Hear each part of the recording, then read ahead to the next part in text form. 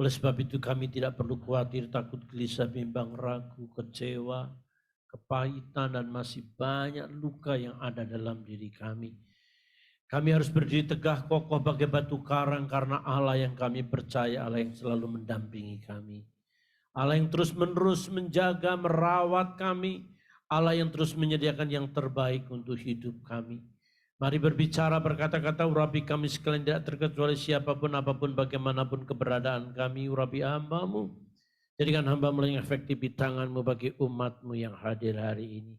Berbicara dan berkata-kata, kami siap mendengar Tuhan dalam nama Yesus. Kami sambut kebenaran firman Tuhan. Haleluya. Amin. Amin. Haleluya. Silakan duduk kembali, saudara. Haleluya. Shalom, saudaraku. Saya bersyukur pada Tuhan untuk kesempatan di mana ada tengah-tengah saudara. Terima kasih buat gembala sidang dan seluruh kru pelayanan yang memberikan kepercayaan kepada saya untuk menyampaikan kebenaran firman Tuhan. Saudara-saudaraku yang kekasih, sekarang kita bergerak di dimensi supranatural. Dimensi di mana Allah bergerak dengan kekuatan kuasa Roh Kudus. Yesus naik ke surga, yang perdana tadi saya bicara bagaimana Dia ingin tinggal di dalam diri kita. Dia tidak hanya tinggal di Palestina, tidak hanya tinggal di Yerusalem, di Tiberias. Tetapi dia tinggal di dalam diri kita masing-masing dengan kekuatan rohnya. Sehingga kita bisa mempermuliakan namanya setiap saat. Dalam Yohanes 17 ayat 5, ya Bapa, permuliakanlah aku padamu sendiri dengan kemuliaan yang kumiliki di hadiratmu sebelum dunia ada. Jadi Bapa sudah mempermuliakan nama Yesus dengan cara dia mengangkat Yesus naik ke surga. Dan satu-satunya pribadi yang naik ke surga dan disaksikan oleh murid-muridnya yang banyak, lebih dari 5.000 orang kata Korintus, penampakannya itu hanya Yesus Kristus. Oleh sebab itu dia hidup di dalam diri kita. Secara de facto tubuh kita bait Allah. De facto. Ya, de jure, sorry. Secara de jurenya, secara hukumnya, bahwa tubuh kita itu sudah divonis oleh hakim, segala hakim. Vonisnya, de jurenya, kita, tubuh kita bait Allah. Tapi de factonya, faktanya belum tentu. Kenapa faktanya belum tentu? Karena de facto itu faktanya kita yang harus membuktikan apakah kita bait Allah atau tidak. Mulut kita ini sebagai manifestasi isinya bait Allah, keluarnya pasti ada pujian, keluarnya pasti ada kemuliaan, doxazo atau sekinah glory, glorify, kemuliaan bagi Tuhan. Jadi memang secara hukum kita itu sudah bait Allah, tetapi faktanya perlu disertifikasi. Perlu diuji. Kalau guru diakui sebagai guru, kalau pertama punya akta 4, tapi akta 4 sekarang udah nggak kepake lagi. Tetapi kalau dia diakui oleh pemerintah, maka perlu disertifikasi. Zaman SBY orang mulai disertifikasi. Kalau lo sertifikasi dapat gaji 1 bulan. Kalau dosen ada sertifikasinya, tapi dosen yang sudah punya NIDEN, nomor induk dosen. Nomor induk dosen pun belum diakui kalau belum disertifikasi. Kita sudah punya kedudukan sebagai anak. Nejurenya anak.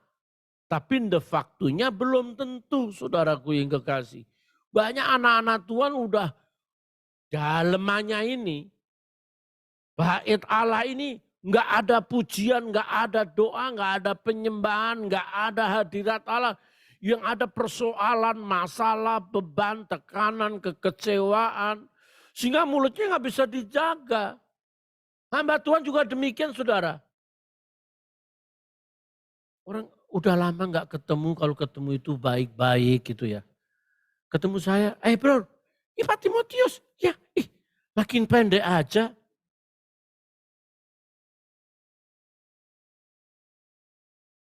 Kalau ngomong tuh baru ketemu puluhan tahun nggak ketemu kok makin pendek saja. Ya memang saya itu nyusut 5 cm. Dulu saya tingginya 158 Pak. Sekarang jadi 153. Nyusut 5 cm.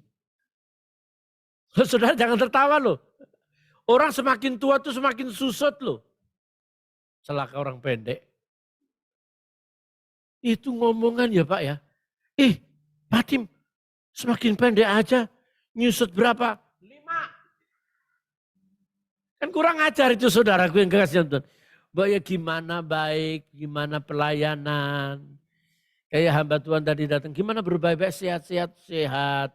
Padahal nggak sehat, ada kolesterol darah tinggi, asam urat. Ya tapi baik-baik dong. Itu loh kalau mulut dijaga itu.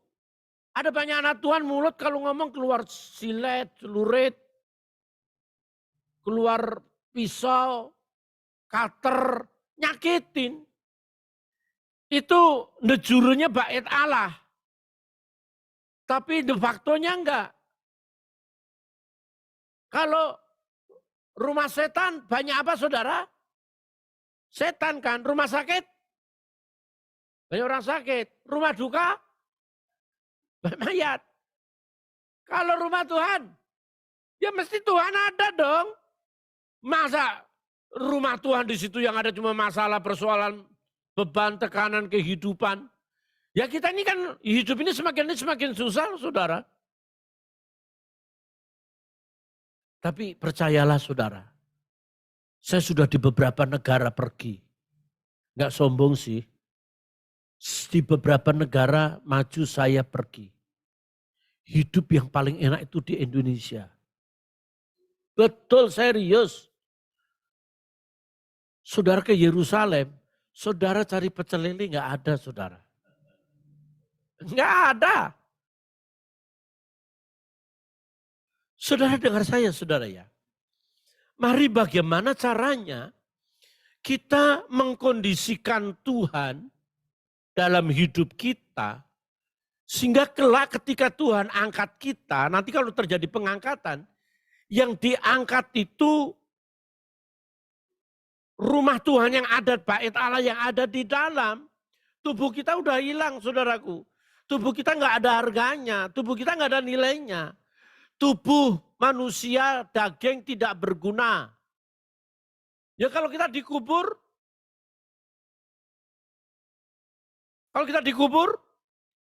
tubuh kita nggak ada artinya berapa minggu sudah jadi ulat belulat.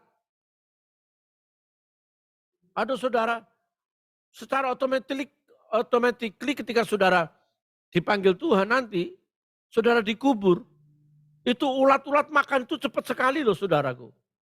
Percaya deh, saudara udah gak kebentuk lagi, dagingnya gak kebentuk. Percaya deh, saya tahu tuh, bukan karena saya pernah mati. Karena kan kenakalan saya bongkar kuburan orang dulu. Saya tukang bongkarin kuburan orang loh. Nyari harta yang namanya juga orang melarat saudara ya. Dulu tuh saya hampir kemasukan rogembelisme dan kirisentris loh. Saya kelompok Kaipang dulu saudaraku. Saya bongkar kuburan orang itu. Secantik-cantiknya saudara, seganteng-gantengnya saudara. Gak kebentuk, daging hilang. Tinggal tulang belulang, rambut, gigi.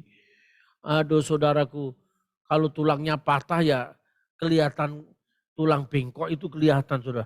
Nggak dimakan rayap, nggak dimakan ulat, nggak dimakan tanah, enggak.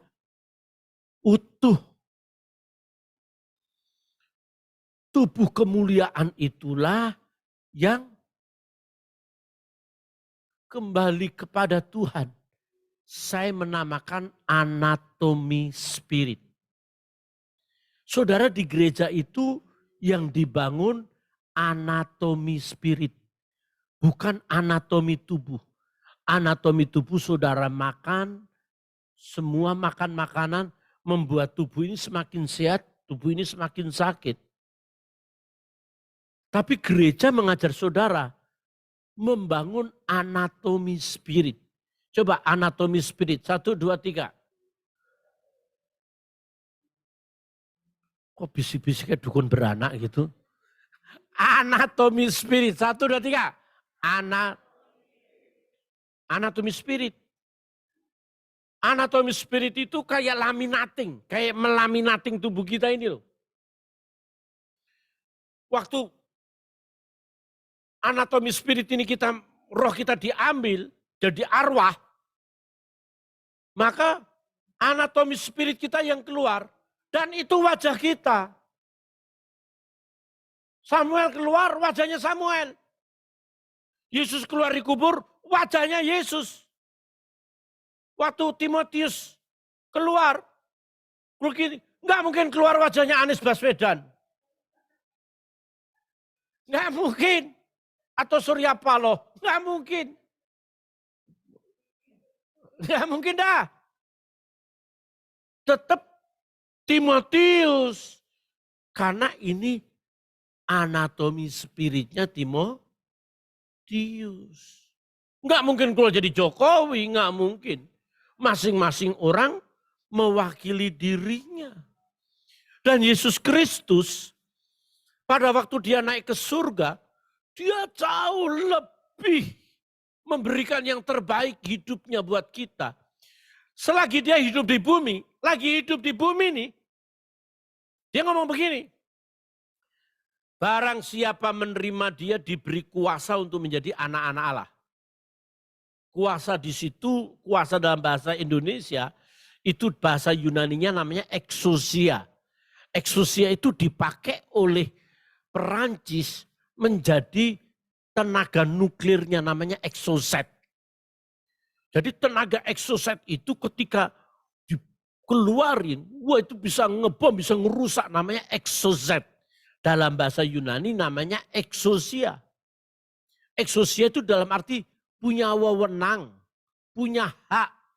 Jadi saudara saya kita itu punya wewenang, punya hak untuk seluruh kekayaan surga.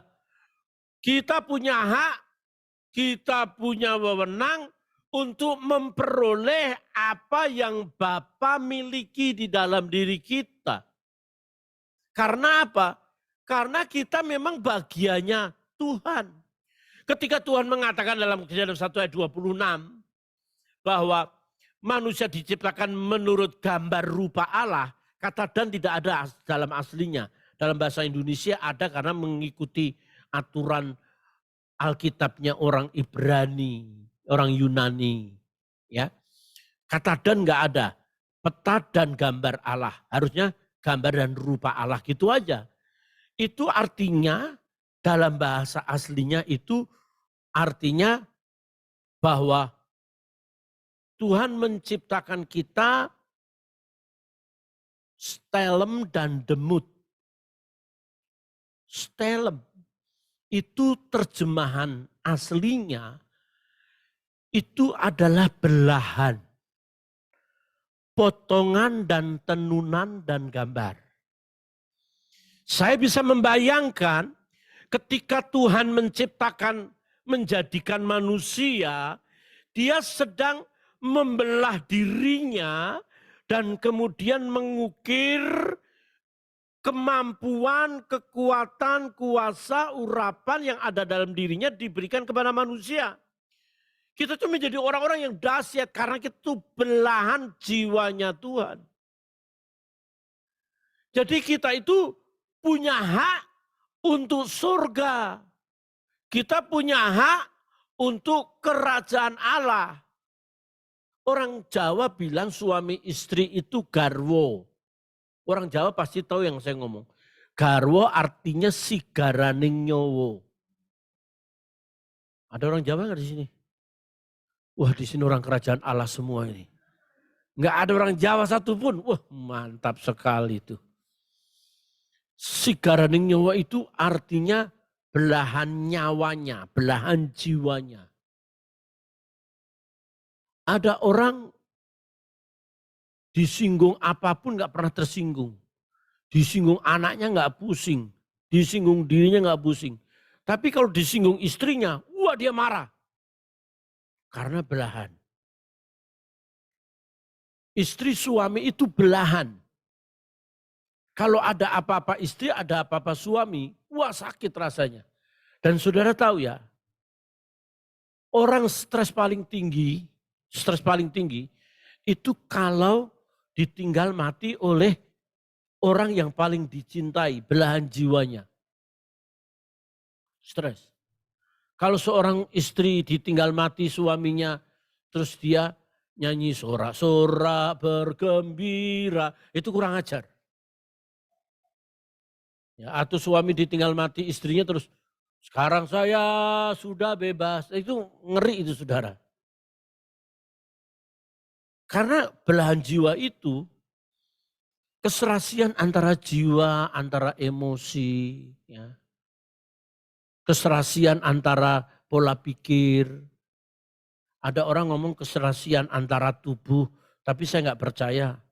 Tubuh suami istri itu serasi tidak ada, saudara. Saya nggak percaya. Ada suaminya tinggi banget, istrinya pendek banget. Itu masih mending lah saudara. Saya kan ada di beberapa negara itu. Saya lihat, waduh suaminya jelek banget saudara. Jelek, udah pendek, hitam, rambut nggak jelas. Wah udah pendek, gemuk, waduh saudara. Tapi tidak semua orang pendek jelek. Ingat, tidak semua orang pendek jelek. Saya bisa membuktikan itu saudara. Ya tentu saudara ya. Saudara bisa lihat, saya nggak jelek-jelek amat lah gitu saudara. Tapi ini jelek banget saudara. Lihat suaminya, lihat istrinya. Tinggi, cakep bodinya, gila. Ini satu anugerah, ini musibah. Satu anugerah dia musibah. Saya punya jemaah juga, aduh kayaknya nggak serasi banget loh. Satu itu orang Ambon, hitam-tem. Satu Chinese Semarang, putih-tih. Biarlah yang hitam menjadi hitam, jangan biarkan jadi putih. Tapi saudara ya, karena suami istri udah tiap hari kumpul, yang putih itu kehitam-hitaman loh. Yang hitam, keputih-putihan. Anaknya nggak jelas. Ada yang anaknya lagi hitam banget, anaknya satu putih. Untung putih semua, hitam semua. Coba kalau loreng-loreng kayak zebra. Astaga naga saudaraku. Kalau soal fisik enggak. Tapi kalau soal spirit jiwa tetap terikat, tetap jiwa terikat. Sahabat saya itu saudara pendeta juga sih. Enggak saya sebut pendeta mana deh.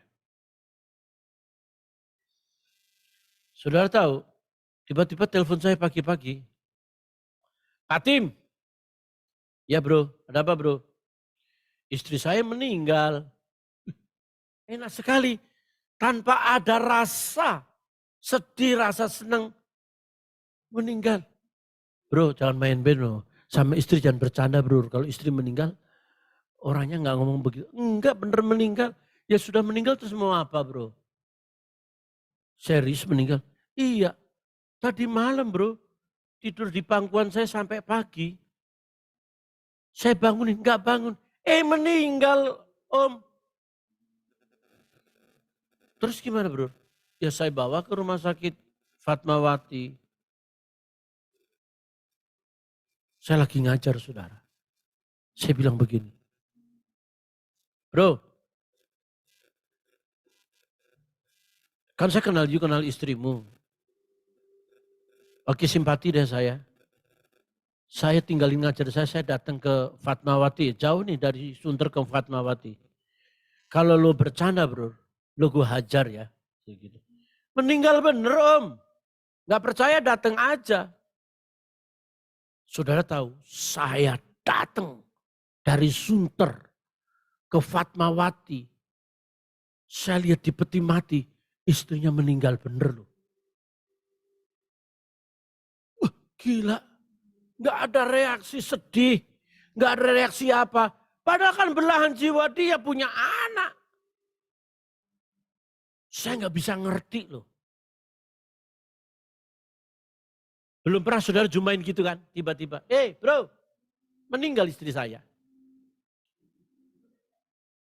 Atau istri gak mungkin, Pak Pendeta, Bu Pendeta, suami saya meninggal. Meninggal, tadi meninggal gak bilang-bilang Bu.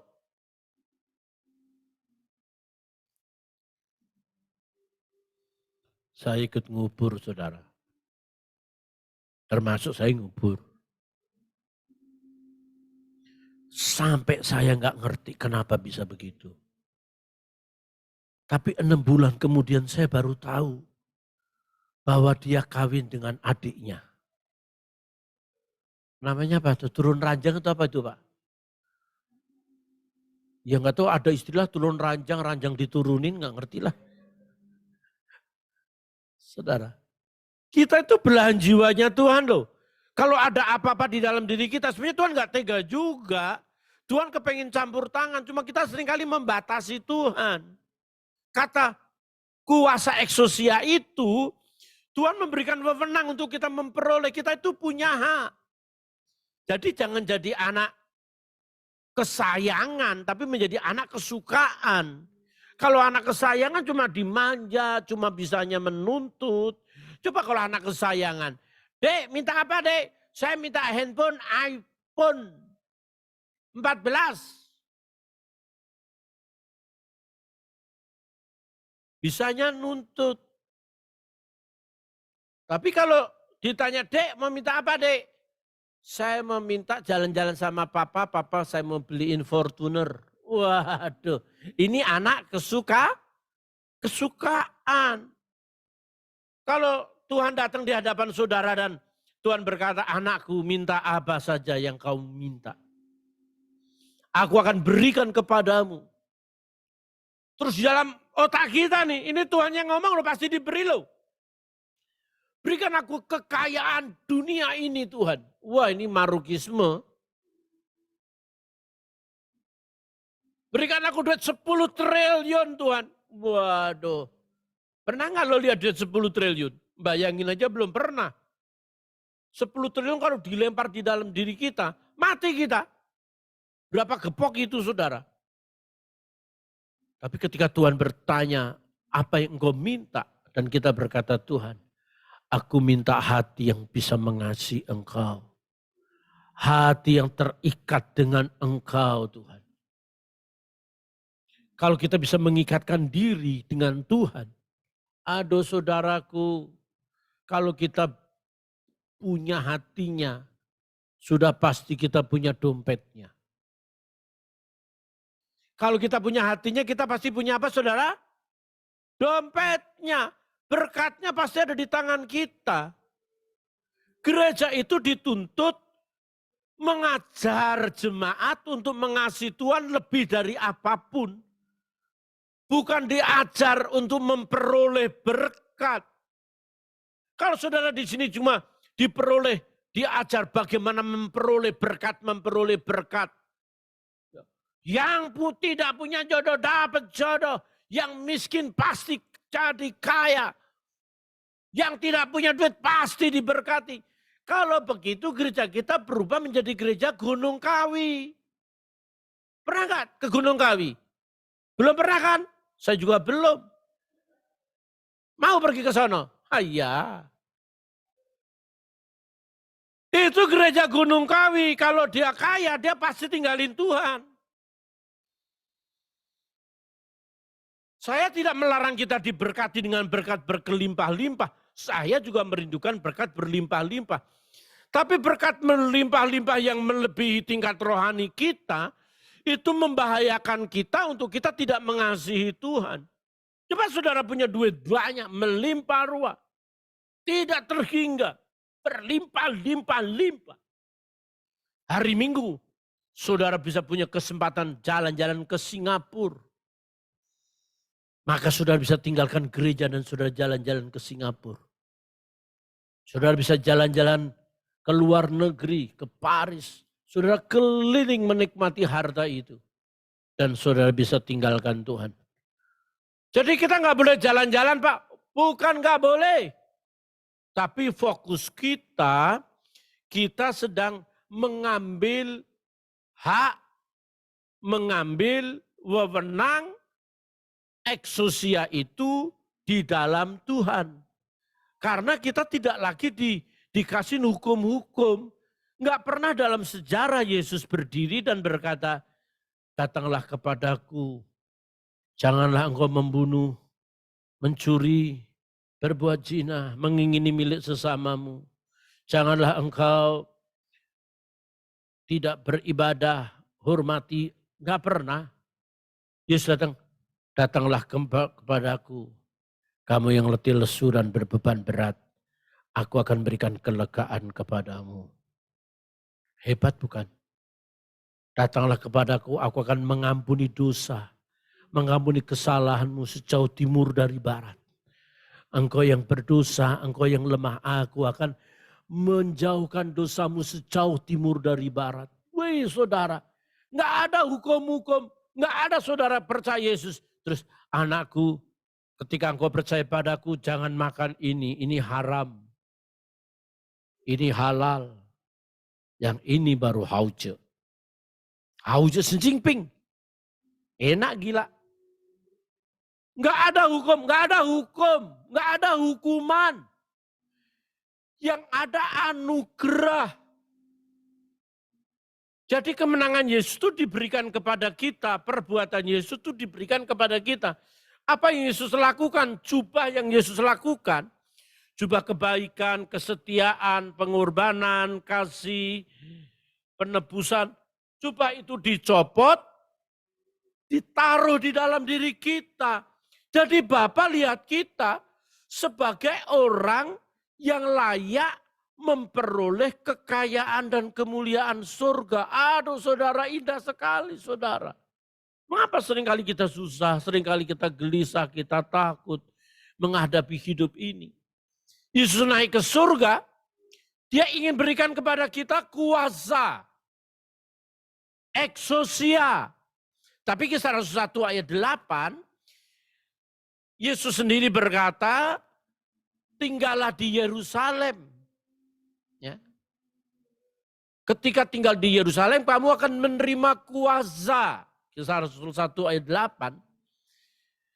Kamu akan menerima kuasa. Kuasa di sana dalam arti terjemahnya bukan eksosia, bukan wewenang lagi, tetapi dunamos. Dunamos diterjemahkan bahasa Indonesia itu dinamit. Dinamit itu kuasa eksosia itu adalah kuasa di mana kita diberi energi supranatural. Energi kekuatan Tuhan di dalam diri kita. Sehingga ada kuasa yang tanpa batas yang tidak pernah kita perkirakan. Itu terjadi di dalam diri kita. Yang tidak pernah kita pelajari, yang tidak pernah kita peroleh, tiba-tiba keluar. Kenapa?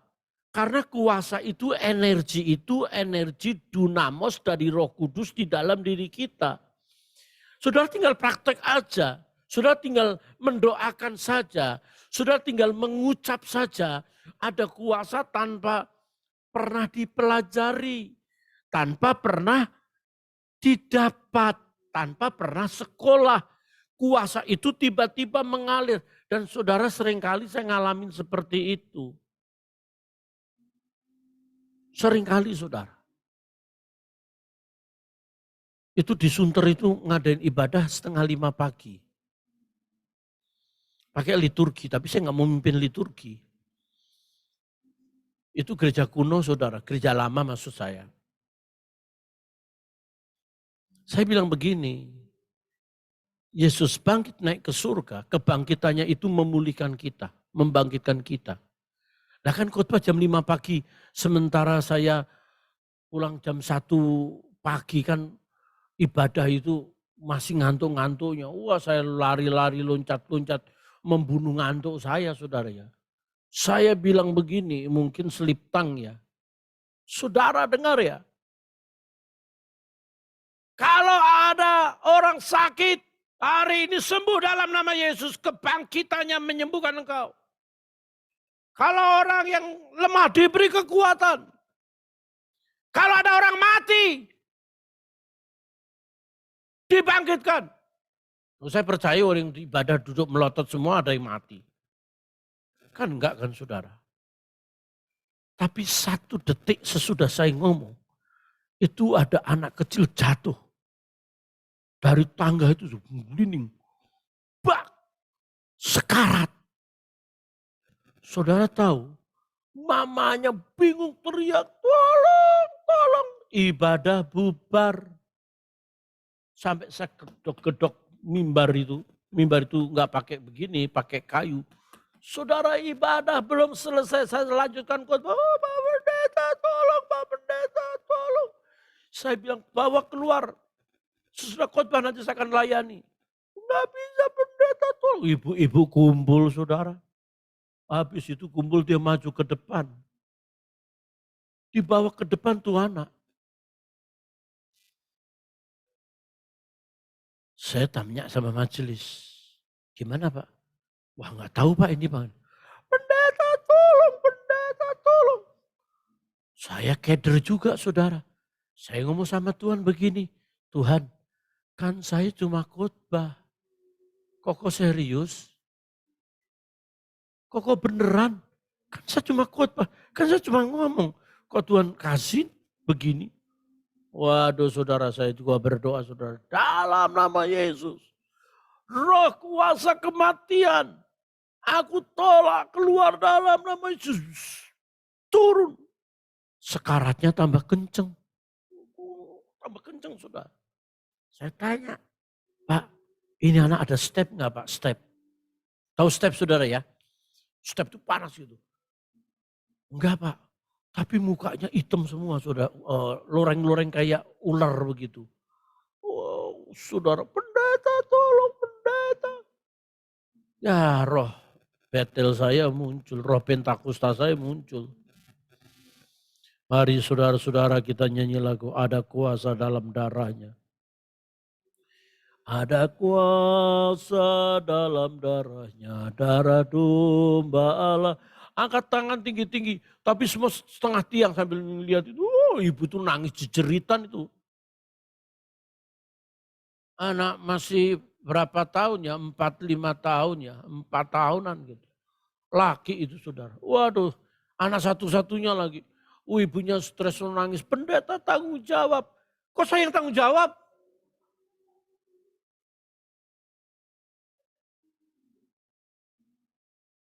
Pendeta berdoa, pendeta berdoa, pendeta berdoa, pendeta. Saya sudah berdoa ibu.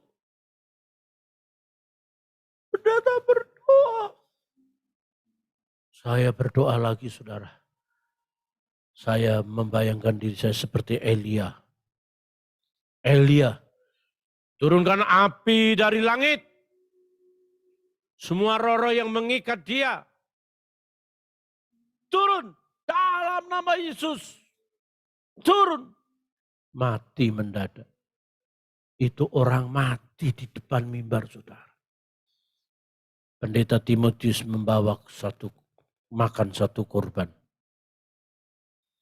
Takut nggak saudara? Takut. Belum pernah dalam sejarah saya mendoakan orang di depan mimbar mati. Kalau mendoakan orang di rumah sakit mati mas sering saudara.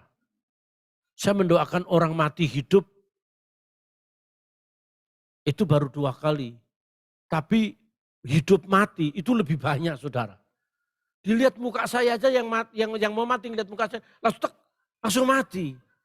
Saya disebut pendeta pencabut nyawa saudara. Sun Gokong kalah. Pendeta pencabut nyawa. Sampai sekarang saya dijulukin sama keluarga itu Pak Pendeta pencabut nyawa. Lawang suaminya mau mati nulis, panggil Om Tim. Saya baru datang lihat, gimana Pak? Langsung mati saudara. Jadi kayaknya muka saya itu muka pencabut nyawa. Mati dia saudara. Waduh saudara, ibadah itu bubar saudara. Bubar. Saya sebelum doa penutup. Saudara saya mau doa penutup. Saya sudah ikut khotbah saya. Tolong, ibu punya iman enggak? Punya. Ibu percaya mujizat enggak? Percaya. Tapi Pak percaya udah mati saudara. Udah biru semua udah mati. Sekarang bawa anak ibu keluar. Itu dekat rumah sakit Royal Sunter itu saudara. Maksud saya nanti kita bawa ke sana. Bawa keluar. Di luar nanti dia bangun. Bener pendeta, percaya nggak lo? Percaya pendeta. Dibawa keluar saudara. Waktu dibawa keluar, saya ngomong sama Tuhan begini, Tuhan. Berikan kuasa. Di mana roh anak ini? Aku panggil dalam nama Yesus, balik. This is real, ini nyata. Balik dalam nama Yesus. Aku perintahkan di mana rohmu berada, kembali dalam nama Yesus. Sambil saya berteriak dalam hati, saya menangis. Saya yang khotbah kuasa kebangkitannya membangkitkan orang mati. Masa saya dipermalukan Tuhan? Saudara tahu, sampai di luar, anak itu bangun dari gendongan mamanya. Bangun. Dan sebelum doa penutup, dia datang keluar cingkrak-cingkrak di depan mimbar sambil gini. Gue kepingin ngambil sepatu, gue lempar, lu nakutin gue. Kenapa gak dari tadi bangun?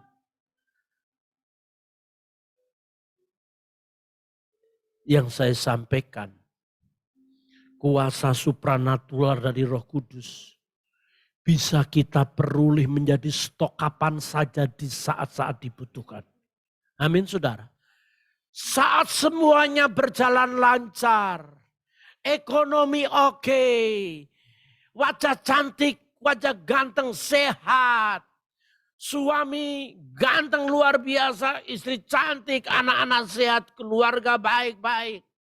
Semuanya running well. Kuasa itu berdiam diri di dalam. Kamu akan menerima kuasa kalau Roh Kudus turun. Roh Kudus itu eksosia, dunamos, bukan eksosia. Dia akan bangkit, dia akan sungguh-sungguh membuat kita melakukan perkara-perkara besar di saat persoalan, masalah, beban, tekanan itu menghimpit kita.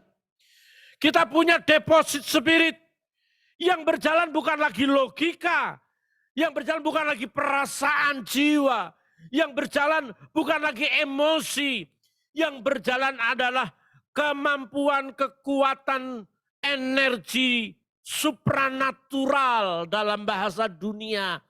Dalam bahasa gereja, kuasa dunamos, kuasa Roh Kudus. Karena kita punya deposit spirit. Deposit spirit. Deposit spirit itu mengalahkan dari deposit ekonomi kita. Saya sudah jadi pembicara di sini 5 tahun ada kali. Saya mengingatkan dulu, ingat nggak dulu saya pernah khotbah di sini. Kalau orang defisit selalu ragu-ragu, kemana-mana ragu. Beli baju dibolak-balik harganya. Kalau ke ATM pun mau cek saldo, itu layar ditutupin badannya. Bukan takut disadap orang, takut dilihat saldo. Tapi saya perkirakan jemaat ini saldo ATM-nya minimal 500 juta lah. Jadi kalau buka saldo gini doang. Biar belakang lihat. 500 juta. Amin. Amin aja saudara, jadi 500 juta saudara. Yang belum pernah, amin kan, nanti jadi. Amin. Langsung cepat Pak itu, amin, amin, amin. Pak Pendeta baru-baru 500 juta, 50 juta mah sudah haleluya puji Tuhan. Usana Maranatha Soli Dio Sola Gracia. 50 juta udah segitu Pak, apalagi 500 juta Pak. Waduh Pak, 500 juta Pak saya bisa berlutut 2 hari 2 malam Pak.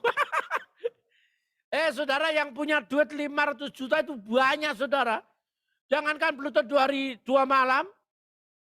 Seandainya saudara berlutut 2 hari 2 malam dikasih 500 juta mau nggak? Mau amin? Mau doa 2 hari 2 malam. Ada saudara sekarang yang berdoa 3 hari 3 malam berlutut itu banyak saudara. Berdoa untuk bangsa dan negara ini banyak.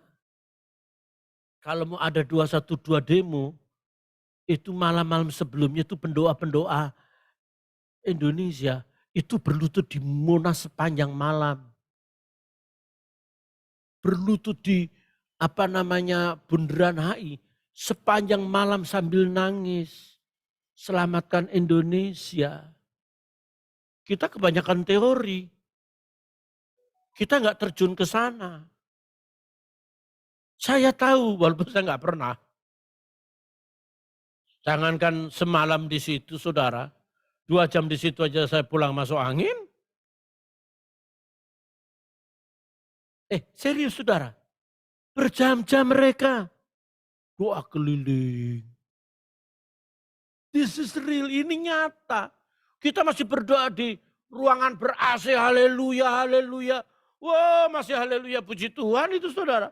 Mereka di tengah-tengah tumbuh-tumbuhan Monas itu dia menangis. Selamatkan besok Tuhan, jangan kerusuhan.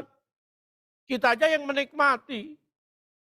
Dan kuasa supranatural itu, kuasa dari Roh Kudus itu mengalir, bergerak. Oleh sebab itu Indonesia masih teduh. Coba Indonesia nggak ada pendoanya, habis. Jakarta nggak ada pendoanya, habis dari sejak kemarin. Kenapa Turki dibabat habis begitu? Pendoanya di mana dia? 1% Kristen. Saudara tahu itu gereja Sofia Lajuba, apa Pak namanya?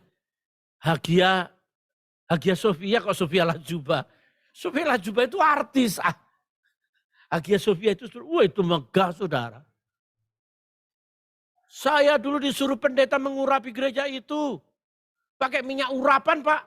Kita keliling kita buang minyak urapan Pak. Sambil jalan setiap lapangan Pak. Gereja-gereja kita urapi Pak. Jadi masjid. Coba sekarang kalau Israel menjadikan the Dome of the Rock.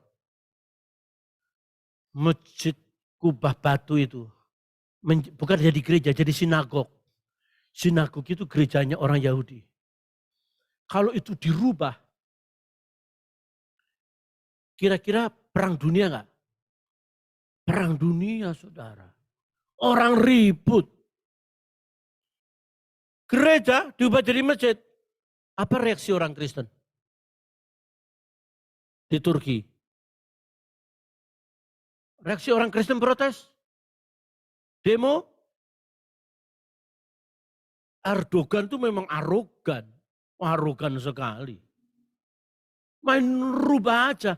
Dia nggak mikir bahwa itu peninggalan gereja di abad Renaissance itu. Waduh megah banget saudara, indah sekali. Dia tidak merasakan perasaan Kristen di seluruh dunia. Tapi Tuhannya orang Kristen ngamuk nggak? Ngamuk. Turki dibabat habis nggak? Berapa korban yang mati? Demi ulah si Erdogan. Saya juga marah saudara. Tapi kemarahan saya apa artinya toh ya? Kuasa supranatural itu saudara. Itu bergerak tanpa batas. Oleh sebab itu saudara, kita mengerti bahwa Alkitab mencatat itu sebetulnya, sebentar lagi Pak ya, masih 7 menit lagi, masih bisa Pak ya. Alkitab itu berbicara dari awal Kejadian sampai Wahyu. Semua itu kegerakan roh. Kejadian 1 ayat 2 mencatat bahwa roh Allah bergerak melayang-layang. Melayang-layang di situ artinya shaking, menggerakkan. Menggerakkan adanya tohu wabohu, kekosongan. Sampai dalam Wahyu 22 ayat 17. Wahyu 22, 17 mengatakan roh dan pengantin perempuan itu berkata, marilah, dan barang siapa mendengarnya, hendaklah ia berkata, marilah. Barang siapa haus, hendaklah ia datang. Barang siapa mau, hendaklah ia mengambil air kehidupan dengan cuma-cuma. Artinya apa, saudara? Dari awal roh Allah bergerak sampai akhir dunia ini dia bergerak. Dia menggerakkan, shaking. Kalau kita lihat digerakkan, waduh saudara, itu ngeri loh saudara. Saudara tahu di Cina, sahabat saya dari Cina beberapa tahun yang lalu. Dia ngomong sama, Tuhan ngomong sama dia gini, cepat tinggalkan kota ini. Aku akan berperkara dengan kota ini. Dia main elektrik ini. Ketika dia tinggalkan kota ini, di jalanan dia nabrak katak, ribuan katak keluar, dilindesin itu, karena disuruh Tuhan cepat. Dia ingat Sodom dan Gomora itu cepat. Di tempat dia mengadakan perjanjian yang berisi puluhan ribu karyawan yang sedang bekerja, itu dia goncang, tanahnya mundur ke bawah. Dan kemudian dia tutup. Set. Jadi puluhan ribu orang karyawannya dalam keadaan sehat 100%. Tiba-tiba dikubur hidup-hidup. Mati. Dia cerita dia nangis dengan saya. Ngeri. Dan akhir zaman ini saudara akan ada banyak peristiwa yang saudara akan lihat. Akan ada banyak peristiwa yang saudara akan saksikan. Tetapi ketika saudara saya kita punya deposit spirit. Kita tidak tohu wabohu. Tohu wabohu itu kekacauan dan kekosongan. Oleh sebab itu jangan kosong kebaikan. Jangan kosong kesucian. Jangan kosong kekudusan. Jangan kosong perbuatan-perbuatan baik. Maka semuanya akan terjadi kekacauan. Mari kita bangun. Sampai kita memiliki kekuatan supranatural dalam hidup kita. Tuhan memberkati. Amin. Beri tepuk tangan yang paling meriah untuk Tuhan Yesus Kristus. Mari kita berdiri bersama-sama. Kita berdiri, kita katakan, Engkaulah Tuhan, Engkaulah Raja. Berdaulat atas hidupku. Ku berserah penuh. Naikkan pujian ini, biar kuasa Allah mengalir dalam diri kita. Engkaulah Tuhan. Saudara, seberapa di antara saudara yang merindukan kekuatan kuasa urapan? Untuk mempermuliakan nama Tuhan, saudara punya eksosia, wewenang. Saudara punya dunamos, punya kuasa tanpa batas. Angkat tanganmu, naikkan pujian ini. Engkaulah, setiap tangan terangkat, dengarlah aku. Engkau orang-orang istimewa. Engkau belahan hati Tuhan. Engkau belahan jiwa Tuhan. Engkau punya wewenang.